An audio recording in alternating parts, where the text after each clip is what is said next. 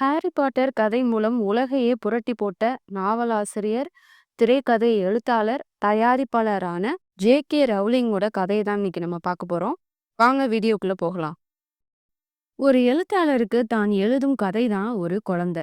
அந்த குழந்தையை எப்படி வளர்க்குறோம் என்பதை பொறுத்தே அந்த புத்தகத்தோட வெற்றியோ இல்ல தோல்வியோ வரும். அப்படிதான் உலகளவில் புகழ்பெற்ற ஹாரி பாட்டர் புத்தகத்தை வளர்த்தெடுக்கிறாங்க எழுத்தாளர் ஜே.கே. ரவுலிங். ஒரு குழந்தைய வளர்க்குற மாதிரி தன்னுடைய புத்தகத்தை அவங்க ரொம்ப கஷ்டப்பட்டு வளர்த்து எடுக்கிறாங்க. அதனால தான் இன்றைக்கு உலக அளவில் அனைவராலும் போற்றி புகழப்படும் ஒரு புத்தகமாக உருவெடுத்துள்ளது ஹாரி பாட்டர். ஹாரி பாட்டர் நாவலின் ஆசிரியர் ஜே.கே. ரவுலிங் ஜூலை 31, 1965 இங்கிலாந்துல பிறக்குறாங்க. அவங்களுடைய தந்தை பெயர் பீட்டர் ஜேம்ஸ் ரவுலிங். அவங்களுடைய தாய் பேர் ஆன் நீவ் வெலண்ட். இவங்க ஒரு மிடில் கிளாஸ் ஃபேமிலியை சேர்ந்தவங்க தான். ஜே.கே. ரவுலிங் சிறு வயதா இருக்கும்போதே அவங்களுடைய தாய் ஒரு வகையான மூளை நோயால பாதிக்கப்பட்டு படுத்த படுக்கையும் ஆகுறாங்க. அடுத்த சில நாட்கள்லேயே அவங்களுடைய அப்பா அவங்கள விட்டு பிரிஞ்சு வேறு திருமணமும் செஞ்சுக்கிறாங்க. இதனால வீட்டிற்கு வர்ற அந்த வருமானங்கிறது முற்றிலுமா பாதிக்கப்படுது. ஆனா அதுலேயும் எப்படியோ சிறு சிறு வேலைகள்லாம் செஞ்சு ஜே.கே. ரவுலிங் கல்லூரி வரைக்குமே படிச்சு தன்னுடைய தங்கையும் படிக்க வைக்கிறாங்க. ஜே.கே. ரவுலிங் கல்லூரி முடிச்சதுக்கு அப்புறமா 1990ல அவங்க அம்மாவும் இறந்து போறாங்க. மல்டிபிள் ஸ்க்ளெரோசிஸ் அப்படிங்கிற ஒரு மூளை நோயால பாதிக்கப்பட்டு இறந்து போறாங்க. அவங்களுடைய தங்கையும் உங்களுக்கான வாழ்க்கை துணையை தேர்ந்தெடுத்து அவங்களும் ஒரு தனி வாழ்க்கையை வாழ ஆரம்பிக்கிறாங்க. சிறு வயதிலிருந்தே கஷ்டத்தை மட்டும் அனுபவிச்சுட்டு வர்றாங்க ஜே.கே. ரவுலிங். திருமணத்துக்கு பிறகாவது தன்னுடைய வாழ்க்கை மாறிடாதா அப்படிங்கிற ஒரு எண்ணத்துல திருமணம் செய்றாங்க. ஆனா பிரச்சனையோட தொடக்கமே அங்க இருந்து தான் ஆரம்பிக்குது. ஜே.கே. ரவுலிங் அவர்கள் கருவுற்ற நேரத்துல அவங்களுடைய கணவர் அவங்கள வீட்டை விட்டு வெளியில அனுப்பிடுறாங்க. அதுக்கப்புறமா அவங்க தனியா தான் ஜே.கே. ரவுலிங்கும் அவங்களுடைய குழந்தையும் இருக்கிறாங்க. ஒரு முறை வறுமையோட காரணம் கருதி தற்கொலை வரை அவங்க போயிருக்கிறாங்க. ஆனா அவங்களுடைய குழந்தையோட சிரிப்பு தான் அதை தடுத்து நிறுத்தி இருக்கு. இதுவரை சிறு நாவல்கள் மட்டுமே எழுதி வீட்டில் வைத்துக்கொண்ட அவங்க கற்பனையால ஒரு மேஜிக் உலகம் உருவாக்கி அதை வைத்து கதையை எழுத ஆரம்பிச்சா என்ன அப்படின்னு அவங்க யோசிக்கிறாங்க. அதுதான் ஹாரி பாட்டர் கதைக்கு ஒரு விதையாகவும் இருக்குது. கிடைச்ச வேலையே செஞ்சுக்கிட்டு சரியா சாப்பாடு கூட இல்லாம ஹாரி பாட்டர் முதல் பாகத்தை எழுதி முடிக்கிறாங்க.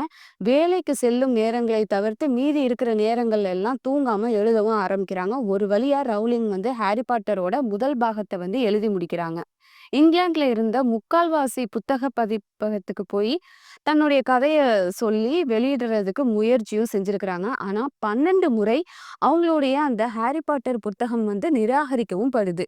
ஒவ்வொரு முறையும் ஏன் எதற்கு நிராகரிக்கிறாங்க அப்படிங்கிற ஒரு பல கேள்விகள் அவங்களுக்குள்ளேயே அவங்க கேட்டுக்கிறாங்க. அதற்கு யாருமே ஒரு விடைய சரியாவே கொடுக்காம இருக்கிறாங்க. இருந்தாலும் தன் முயற்சியில இருந்து அவங்க பின்வாங்கவே இல்லை.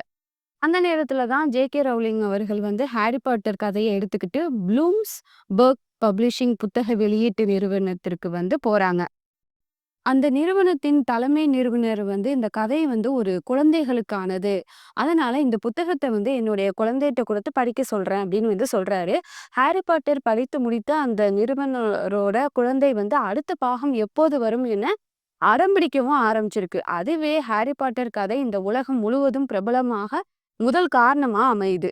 ஹாரி பாட்டர் முதல் பாகத்தை 1997ஆம் ஆண்டு ப்ளூம்ஸ்பர்க் பப்ளிஷிங் நிறுவனம் தான் வெளியிடுறாங்க. ஹாரி பாட்டர் முதல் பாகம் மக்களுக்கிடையே குறிப்பாக குழந்தைகளுக்கிடையே பெரிய வரவேற்பையும் பெறுது. ஜே.கே. ரவுலிங்கிற்கு மாபெரும் முயற்சியால் கிடைத்த ஒரு மாபெரும் வெற்றி அப்படின்னு நினைக்கிறாங்க. ஆனா இந்த புகழ் மற்றும் வெற்றி அவரை உட்கார்றதுக்கு அனுமதிக்கல. அதற்கு காரணம் அவங்களுடைய அடுத்த பாகங்களுக்கு கிடைத்த எதிர்பார்ப்பு அப்படின்னே சொல்லலாம். அதை நம்ம பூர்த்தி செய்யணும் அப்படின்னு சொல்லி மறுபடியும் அவங்க ஓட ஆரம்பிக்கிறாங்க. ஒரு ஒரு எதிர்பார்ப்பை நம்மளால ஈஸியா ஆரம்பிக்க முடியும். ஆனா அந்த எதிர்பார்ப்பை முழுமை செய்யும் வேலைங்கிறது ரொம்பவே கடினமான ஒரு விஷயம். அதற்கான முழு உழைப்பையும் போட ஆரம்பிக்கிறாங்க ஜே.கே. ரவுலிங். ஒரு நாள்ல 24 மணி நேரமும் அந்த ஹாரி பாட்டர் கதையை எப்படி நம்ம எடுத்துட்டு போகணும் அப்படின்னு சொல்லி அதை பத்தியே யோசிச்சுட்டு இருக்கிறாங்க. ரயிலுக்காக காத்து கொண்டிருக்கும் நேரத்துல கூட கையில இருந்த பேப்பர்கள்ல ஹாரி பாட்டரின் காட்சி ஓவியத்தை வரைஞ்சுக்கிட்டே இருப்பாங்களாம். வெளியில அவங்க எங்கேயாவது போனாங்க அப்படின்னாக்க ஏதாவது யோசனை வந்துச்சு அப்படின்னாக்கா தன்னுடைய கைப்பையில இருந்து எழுதி அதை வீட்டுக்கு எடுத்துட்டு போய் அதை அப்படியே காப்பி செஞ்சு வச்சுப்பாங்களாம். இந்த ஹாரி பாட்டர் முதல் பாகம் வெளியிட்டதுக்கு அப்புறமா இவங்களுடைய பிறந்த நாள் வந்து ரொம்ப விமர்சையா வந்து கொண்டாடவும் பட்டிருக்கு. அவங்க வந்து தன்னுடைய அந்த பிறந்தநாள் ஆடை முழுவதும் வந்து அடுத்து என்ன எழுதுவது அப்படிங்கிறதுக்கு அவங்களுக்கு புரியிறபடி சிறு சிறு இதா வந்து எழுதியும் வச்சிருக்கிறாங்க. அந்த ஆடை இன்னும் அவங்களுடைய வீட்ல வந்து ஞாபகார்த்தமா அத வந்து வச்சிருக்கிறேன் அப்படின்னு சொல்லி அவங்க வந்து ஒரு பேட்டியில வந்து சொல்லியிருக்கிறாங்க. இப்படிதான் இவங்க வந்து அடுத்து இருந்த 6 பாகங்களையுமே வந்து முடிச்சிருக்கிறாங்க. ஹாரி பாட்டர் புத்தகம் முதல் 2, 3 மற்றும் 4 ஆகியவை 1998, 1999, 2000 என அடுத்தடுத்த ஆண்டுகள்ல வந்து வெளிவருது. 2003ஆம் ஆண்டு 5வது பாகமும், 2005ல வந்து 6ஆம் பாகமும், 2007ல வந்து கடைசி பாகமும் வெளிவருது. ஒவ்வொரு புத்தக பாகமும் வெளிவர்ற அந்த அடுத்த 2, 3 ஆண்டுகளுக்குள்ளேயே வந்து ஹாரி பாட்டர் படமும் எடுத்து வெளியிடவும் படுது. அது வந்து உலக அளவுல பெரிய ஹிட்டும் குடுக்குது. ஜே.கே. ரவுலிங் வறுமையின் இருட்டு அறையிலிருந்து உலகின் மிகப்பெரிய பில்லியனியர் ஆன முதல் எழுத்தாளர் என்ற பட்டத்தை பெறுறாங்க. அதற்கு ஒரே காரணம் ஹாரி பாட்டர் என்று சொல்வதை விட அவரின் விடாமுயற்சி என்று சொல்வதுதான் சரியா இருக்கும்.